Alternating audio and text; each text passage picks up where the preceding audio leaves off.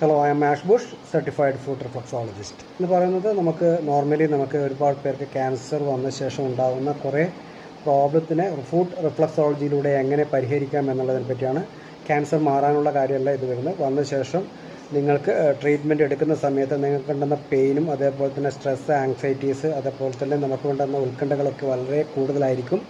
ആ കാലഘട്ടത്തിൽ നിങ്ങൾക്ക് ഉണ്ടാകുന്ന ഇൻറ്റേർണൽ ഓർഗൻസിലുണ്ടാകുന്ന കുറേ പ്രോബ്ലംസ് വരുന്നുണ്ട്. ആ പ്രോബ്ലം എന്ന് വെച്ചാൽ കൂടുതലായിട്ടുള്ള പെയിൻ വരാൻ സാധ്യതയുള്ള സമയങ്ങളിൽ നിങ്ങൾക്ക് ഈ ഫുഡ് റിഫ്ലക്സോളജി ചെയ്യുകയാണെങ്കിൽ വളരെയേറെ എഫക്റ്റീവായിട്ടുള്ളതാണ്. ഒന്നാമത് നമുക്ക് ലൂസ് മോഷനും അതുപോലെ തന്നെ പെയിനും അതുപോലെ തന്നെ വോമിറ്റിംഗ് സെൻസേഷനും അതുണ്ടാകുന്ന ഈ സെൻസേഷൻ കൂടുന്ന സമയത്ത് നിങ്ങൾക്ക് ഉറങ്ങും എന്നുവെച്ചാൽ നമുക്ക് സ്ലീപ്പിംഗ് ഡിസോർഡേഴ്സ് ഇത്തരത്തിലുള്ള കാര്യങ്ങളൊക്കെ ഈ ക്യാൻസർ വന്ന ശേഷം ഉണ്ടാകുന്ന കുറേ പ്രോബ്ലംസാണ്. ആ പ്രോബ്ലം എങ്ങനെ നമുക്കൊന്ന് ബാലൻസ് ചെയ്യാം എന്നുള്ളതാണ് ഫുഡ് റിഫ്ലക്സോളജി ചെയ്യുന്നത്.